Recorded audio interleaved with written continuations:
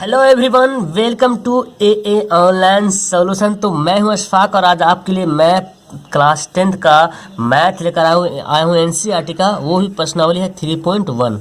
Okay, तो 3.1 का जितना सारा सवाल है, ये 3 सवाल, इसको आज हम लोग सॉल्व करेंगे। तो सवाल देखिए क्या बोलता है जी। आफ्ताब अपनी पुत्री से कहता है, 7 वर्ष पूर्व मैं तुमसे 7 गुनी आयु का था, अब से 3 वर्ष बाद मैं तुमसे केवल 3 गुनी आयु का रह जाऊंगा।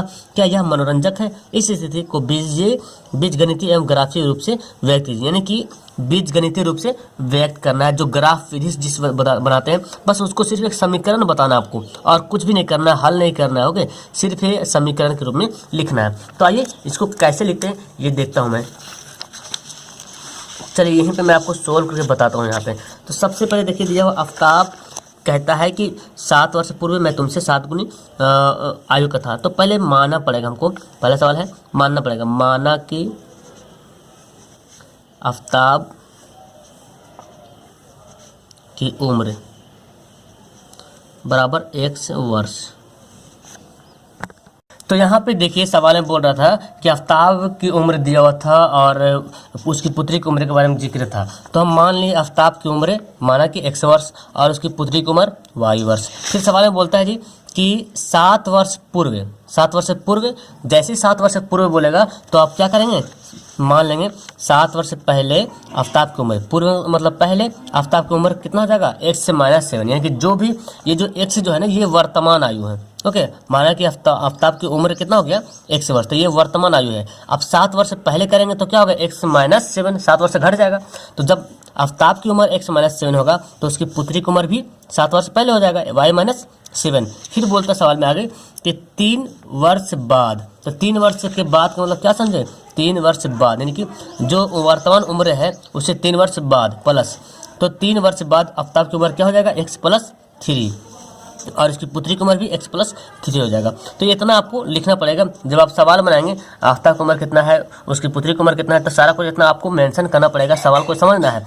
यही आपको जो बीजगणित यहाँ पे जो निकालने के लिए दे रहा समीकरण, ये समीकरण अगर आप निकालने अगर आपको आ गया तो इस टाइप के सवाल को आप इजी से हल कर लीजिएगा। ओके, तो यहाँ पे सिर्फ समीकरण आपको दिखाना है। तो चलिए यहाँ पे तो समझ आ गया। अब देखिए सवाल में क्या बोलता है, बोलता है, अब जो यहाँ पे सवाल है उसी को देखिए, क्या बोलता है, 7 वर्ष पूर्व मैं तुमसे 7 गुनी आयु का था। कौन, आफ्ताब। आफ्ताब बोलता है 7 वर्ष पहले, पूर्व मैं तुमसे 7 गुनी आयु का था। तो 7 वर्ष पूर्व वाला कौन सा है, यहाँ पे देख लीजिए, 7 वर्ष पूर्व यही है ना, ये है 7 वर्ष पहले वाला। तो आफ्ताब को 7 वर्ष पूर्व मैं तुमसे 7 गुनी थी। तो यहाँ पे देखें आफ्ताब का अनुसार 7 वर्ष पूर्व, तो 7 वर्ष पूर्व कौन है, आफ्ताब है ना। और किससे 7 गुना था, अपने बेटी से। तो पुत्री कितना 7 वर्ष पहले का, y -7, इसलिए हमें पुत्री का भी लिखे हैं। तो इस 7 वर्ष पूर्व मैं तुमसे 7 गुना था, है ना, 7 गुना। तो 7 गुना पे क्या करेंगे, 7 से गुना कर देंगे। अब इसको सॉल्यूशन कर लेते हैं। x से -7 बराबर 7y, -7 7 था 49। अब क्या करेंगे, x से 49 को, इस 7y को यहाँ पे लाएंगे। अब इसको उधर ले चला जाएंगे, -49 -79, सॉरी, माइनस जाकर क्या बनेगा, प्लस। तो यहाँ पे देखिए x से -77y बराबर -42। ये पहला समीकरण आ गया। दूसरा यहाँ पे इक्वेशन बनाते हैं। दूसरा इक्वेशन देखिए, यहीं पे आप देखिए सवाल क्या बोलता है, अब से 3 वर्ष बाद मैं तुमसे केवल 3 गुनी का रह जाऊंगा। 3 वर्ष बाद वाला मैं बोल रहा कि केवल 3 गुना ही रह जाऊंगा। तो अब से 3 वर्ष बाद कर देते हैं। तो 3 वर्ष बाद वाला हमारा ये था, पहले तो इक्वेशन लिख लिए हम, x + 3। अब से 3 वर्ष बाद मैं तुमसे कितना गुना रह जाऊंगा, 3 गुना बोल रहा। तो 3 यहाँ पे लिख देंगे। उसके बाद इसको हल कर लेते हैं। x + 3 बराबर 3y -3 + 3 9। फिर क्या करेंगे, 3y को इधर ले चलाते हैं, है ना, ये 3 को उधर ले चला जाएंगे। तो 9 - 3, तो क्या बनेगा, x से -3y बराबर 6। तो ये हमारा हो गया आंसर। एक हमारा आंसर ये बीजगणित हो गया, और ये भी दोनों मिला क्या हो गया, 2 समीकरण, फर्स्ट समीकरण सेकेंड। तो ये आपका हमारा क्या हो जाएगा, आंसर हो जाएगा। तो आई थिंक आपको ये समझ में आ गया होगा। आइए अब दूसरा सवाल की तरफ ले चलता हूँ आपको। अब देखिए यहाँ पे सेकंड सवाल बोलता है जी, क्रिकेट टीम के एक कोच ने 3900 रुपये में 3 बल्ले तथा 6 गेंद खरीदी। उसने बाद में उसने एक और गेंद बल्ला उसी प्रकार के 3 गेंदें 1300 रुपये में खरीदी। इस स्थिति को बीजीय गणितीय रूप में बताना है। बीजीय गणितीय रूप को इसको बताना मतलब सेम सवाल बताना है, उसी तरह से सेम बता कर हमको बनाना पड़ेगा कि कैसे इसको बनेगा। तो आइए सबसे पहले तो मान लेते हैं कि बल्ले की कीमत x मान लेंगे, गेंद की कीमत y मान लेंगे, है ना। यहाँ पे पहले मान लेते हैं। तो यहाँ पे देखिए पहला सवाल है, सेकंड सवाल है, माना कि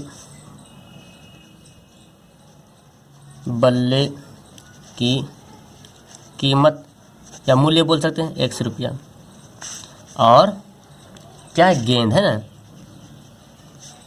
गेंद की कीमत कितना है, मान लेते हैं गेंद की कीमत y रुपया है, ये बोल रहा है। अब प्रश्न में क्या बोलता है, देखिए प्रश्न से, ओके। प्रश्न में बोलता है जी कि 3 बल्ले और 6 गेंद खरीदा, तो कितना लग गया, 3900 रुपया लग गया। हाँ देखिए 3 बल्ला और 6 गेंद, तो बल्ला को रुपया, एक बल्ला की कीमत x रुपया माने तो 3 बल्ला का 3x हो जाएगा। एक गेंद की कीमत y माने तो 6 गेंद की कीमत क्या होगा, 6y हो जाएगा। यहाँ पे उसी को हम इक्वेशन बनाएंगे। एक यहाँ पे 3 गेंद बोला ना, तो 3 बल्ला तो 3x हो जाएगा प्लस 6 गेंद, तो 6 एक गेंद की कीमत कितना है, y रुपया है, तो 6 गेंद का 6y। अब ये दोनों का टोटल अमाउंट कितना बोला, टोटल मिला करके 3900 रुपया लग जाता है। इसको थोड़ा सा सॉल्यूशन और कर लेंगे, क्या करेंगे, 3 कॉमन ले लेंगे। तो 3 कॉमन जब ले लेंगे तो क्या बचेगा, x बचेगा यहाँ पे, और 3 दूना 6 बचेगा, और 3900 रुपया यहाँ पे हो जाएगा। अब आप चाहे तो इसको 3 से यहाँ पे 13 तिया 39, तो x प्लस 2y बराबर क्या हो गया, 1300। तो एक इक्वेशन यहाँ पे बन गया हमारा। सेकंड समीकरण, इसको फर्स्ट करते हैं। सेकंड आपका देखिए बोलता है क्या, यहाँ पे देख रहे हैं आप, सेकंड बोलता है कि उस बाद में उसने एक और बल्ला खरीदा और उसी प्रकार के 3 गेंद भी खरीदा, यानी कि एक बल्ला तो 100 रुपया और 3 गेंद उसी तरह खरीदा, तो 3y हो जाएगा, और टोटल दाम कितना हो रहा, 1300 रुपया। तो इसी को आपको बनाना है। फिलहाल यहाँ पे 3.1 था, तो इसलिए यहाँ पे इजी से सवाल दे रहा तथा एक और बल्ला खरीदा था, इसी तरह से 100 रुपया हो जाएगा एक बल्ला का, और 3 गेंद खरीदा उसी तरह का, तो 3y, और उसकी कीमत कितना है, 1300 रुपया। तो दोनों का कितना हो गया, हमारा समीकरण फर्स्ट, समीकरण सेकंड, ये हमारा क्या हो जाएगा, आंसर हो जाएगा। जिस तरह से हमारा यहाँ पे इसका और इसका आंसर आया था। तो आई थिंक आपको ये समझ में आ गया। तो मेन आपको यहाँ पे ये जो इक्वेशन जो लिखा है, इक्वेशन कैसे लिखना है यही आपको समझना है। अगला एक्सरसाइज में आपको बहुत ही फायदा करेगा। आइए अब आपका तीसरा सवाल की तरफ ले चलता हूँ। तो देखिए आपका तीसरा सवाल क्या बोलता है जी, 2 केजी सेब और 1 केजी अंगूर का मूल्य उसी दिन 160 रुपया था। 1 महीने बाद 4 केजी सेब और 2 केजी अंगूर का मूल्य 300 रुपया हो जाता है। तो क्या करेंगे, 1 केजी सेब का कीमत 100 रुपया मान लेंगे और 1 केजी अंगूर की कीमत y रुपया मान लेंगे, और टोटल जो फिर जो दिया हुआ इक्वेशन फिर बना लेंगे। आइए यहाँ पे लिखते हैं तीसरा सवाल। माना कि 1 केजी सेब की कीमत क्या मान लेंगे, x रुपया, ठीक है। और फिर 1 केजी अंगूर है ना, अंगूर खट्टे वाला नहीं है, हाँ, 1 केजी अंगूर की कीमत जो क्या मानेंगे, y रुपया। अब यहाँ पे मान लिए, अब प्रश्न से यहाँ पे इक्वेशन को सेट करेंगे। देखिए प्रश्न में क्या बोलता है, देखिए यहाँ पे क्या बोलता है जी, 2 केजी सेब तो 2x हो जाएगा, 1 केजी का 1x है तो 2 केजी का 2x, 1 केजी अंगूर तो y हो जाएगा 2x और y, और दोनों को मिला के कितना हो रहा, 160 रुपये हो रहा है ना। तो इसी को लिखेंगे इक्वेशन में।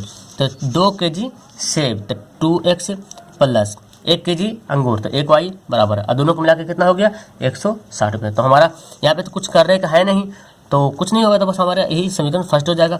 सेकंड यहाँ पे सेकंड आपका बोलता है, यहाँ पे देखिए सेकंड में क्या बोलता है कि 4 केजी सेब और 2 केजी अंगूर, 4 केजी यानी कि 4x है ना, और 2 केजी यानी कि 2y, और टोटल कितना हो गया, 300 रुपया। तो यहाँ पे क्या लिखा हो उससे कोई मतलब नहीं, बस हमको इक्वेशन बनाने से मतलब है। बाकी आगे पीछे क्या लिखा हुआ 2 महीना बाद 4 महीना बाद उससे कोई मतलब नहीं है। 4x प्लस 2y, 4 केजी सेब और 2 केजी अंगूर, इसकी कीमत कितना बताया, 300 रुपया। तो हमारा समीकरण यहाँ पे, इसको देखिए इजी कर लेंगे। कैसे इजी कर लेंगे, 2 कॉमन ले लेंगे, 2 तो क्या बचेगा, 2x बचेगा यहाँ पे, और यहाँ पे क्या बचेगा, y। 2 निकल गया तो 2 दूना 4, और 2 यहाँ से बाहर हो गया तो y बचा। देखिए 2 से कर लेंगे, 150 दूना 300 होता है, तो 2x प्लस y बराबर कितना हो गया, 160 50 रुपया। तो समीकरण हमारा सेकंड हो गया। तो ये दोनों हमारे आंसर हो गया, है ना। यही इसी तरह से आपको बनाना है। तो सिर्फ इसमें सवाल बोला था बीज गणितीय विधि से बनाइए। तो 3.1 है। और इसके बाद जो आपका विधि है वो ग्राफीय विधि है जी। ओके, ग्राफीय विधि है कि कितने हल होंगे कितने हल नहीं होंगे। तो इसके लिए मैं स्पेशल एक वीडियो बना दिया हूँ। ओके, आप जाइएगा, डिस्क्रिप्शन में दिया हुआ है और आई बटन जो दिख रहा है वहाँ पे वो वीडियो का लिंक आ गया है। आप वहाँ पे क्लिक करेंगे तो आराम से उसको पढ़ लीजिए। फिर मैं आपको नेक्स्ट एक्सरसाइज बताऊंगा। तो आपको ये वीडियो कैसा लगा, मजा आया ना पढ़ने में, तो लाइक का बटन दिख रहा है, लाइक कर दीजिए। और चैनल पर नए आए हैं तो सब्सक्राइब करके बेल आइकन दबा दीजिए, ताकि मैं जब भी पढ़ाऊँ तो आप तुरंत यहाँ पे चले आइए। और 7 बजे सुबह में, 7 बजे शाम और 7 बजे सुबह में ये लाइव क्लास चल रहा है। 2 टाइम आप लोग लाइव आने की कोशिश कीजिए। ओके, मिलता है मैं आपको नेक्स्ट वीडियो में। Direct solve. Thank you everyone.